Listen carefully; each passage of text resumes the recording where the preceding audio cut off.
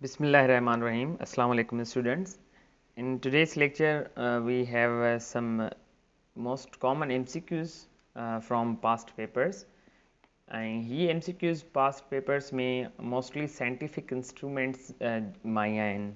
Scientific instrument असां चवंदा आहियूं जेके साइंसी औज़ार असां इस्तेमालु कंदा आहियूं, जीअं खीर जी घाटाई मापण लाइ कहिड़ो औज़ार इस्तेमालु थींदो आहे, या समुंड जी ऊन्हाई मापण लाइ कहिड़ो इस्तेमालु थींदो, औज़ार कहिड़ो इस्तेमालु थींदो, जेकॾहिं असांखे सिज जो टेम्परेचर मापणो हुजे त उनजे लाइ कहिड़ो औज़ार इस्तेमालु थींदो. इन मुख़्तलिफ़ तरीक़े सां जेके इंस्ट्रूमेंट्स आहिनि उन जे बारे में MCQs आहिनि, उनखे सॉल्व कयूं था.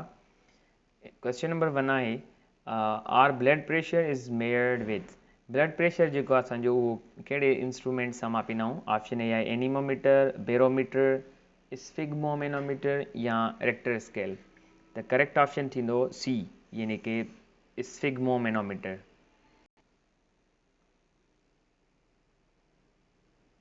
नेक्स्ट आहे डेप्थ ऑफ ओशन या depth of sea is measured with the help of. Depth मतिलबु ऊन्हाई. हाणे समुंड जी जेका ऊन्हाई आहे उहा कहिड़े औज़ार सां मापी वेंदी आहे, उन इंस्ट्रूमेंट खे छा चवंदा आहियूं.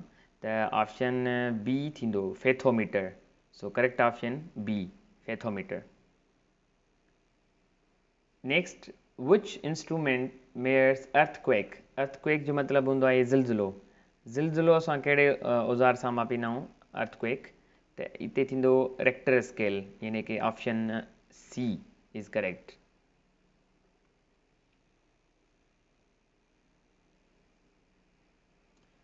Lactometer measures density of. हाणे जेका खीर जी घाटाई आहे असां उहा इन औज़ार सां मापींदा आहियूं त खीर में पाणी आहे या न, या प्योर मिल्क आहे या मिक्सचर थियल अथसि, त उहो असां मिल्क जी घाटाई मापण लाइ इस्तेमालु कंदा आहियूं. सो ऑप्शन बी करेक्ट थींदो.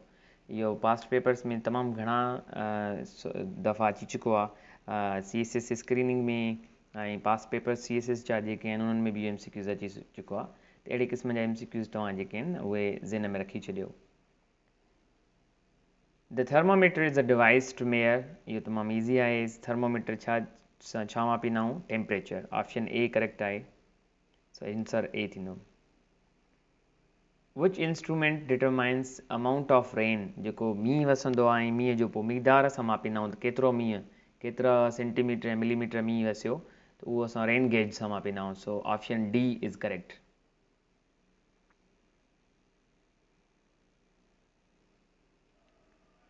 An instrument used for मेयरिंग flow of air. हवा जो वहिकिरो, केतिरी हवा फ्लो करे थी, केतिरी स्पीड सां.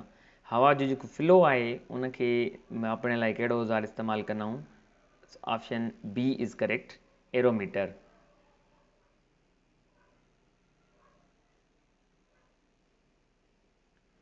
विच instrument measures electric current.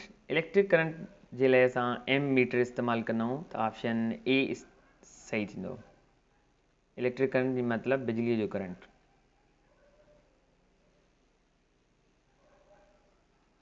Next question आहे, moon of the first Shawwal is seen with the help of. असां जेको शवाल जो चंड ॾिसंदा आहियूं उहो कहिड़े औज़ार सां ॾिसंदा आहियूं. त इहो सिंपल आहे. ऑप्शन ए, टेलीस्कोप उहो औज़ार आहे जेको असांखे परे वारियुनि शयुनि खे ॾिसण में मदद कंदो आहे, यानी कि जीअं चंड आहे या ॿिया जेके प्लैनेट्स आहिनि उहे असां टेलीस्कोप जी मदद सां ॾिसंदा आहियूं. Which instrument is use to measure pressure of the atmosphere. असांजे मथां माहौल जो जेको प्रेशर आहे, दबाव आहे, उहो कहिड़े औज़ार सां मापियो वेंदो आहे. त ऑप्शन सी करेक्ट आहे, barometer.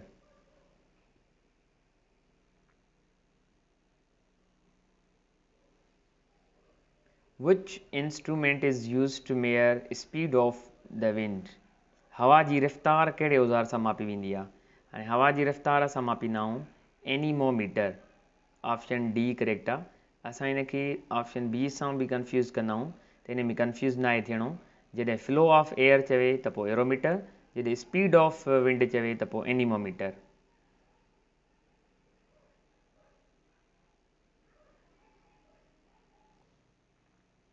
Which instrument is use to measure very high temperatures. जेके तमामु वॾा हाई टेम्परेचर हूंदा आहिनि, जेके मिसाल 500-1000 डिग्री सेंटीग्रेड ताईं, इन्हनि खे कहिड़े औज़ार सां मापींदा आहियूं. त ऑप्शन डी करेक्ट आहे, पायरोमीटर. थर्मामीटर ते असां जेको नॉर्मल टेम्परेचर्स हूंदा आहिनि 100 डिग्री सेंटीग्रेड ताईं वधि में वधि मापे सघूं था या जेको आहे सो हाई टेम्परेचर्स जेके हूंदा आहिनि जेकी तमामु वॾा उहे पैरोमीटर सां मापींदा आहियूं. Which instrument is used to measure height above the ground? Height above the ground मतलब जेको altitude आहे उहो छा सां मापींदा आहियूं? त ऑप्शन ए सही थींदो. एल्टीट्यूड जे लाइ एल्टीमीटर इस्तेमालु कंदासीं. करेक्ट ऑप्शन ए आहे. Which instrument is used to check purity of milk? खीर जी प्योरिटी माना उनजी त उहो ख़ालिस खीर आहे या न उन जे लाइ असां लैक्टोमीटर इस्तेमालु कंदासीं. लैक्टो जिथे बि वर्ड अचे इहो प्रीफिक्स यादि करे छॾियो. Lacto means milk. जीअं खीर में शुगर कहिड़ी हूंदी आहे lactose. Lactose because of milk. Which instrument is used to measure humidity of air? हवा में घिम जो मिक़दार मतिलबु घिम केतिरो आहे हवा में इहो कहिड़े औज़ार सां मापियो वेंदो आहे? हाइग्रोमीटर. ऑप्शन सी करेक्ट आहे.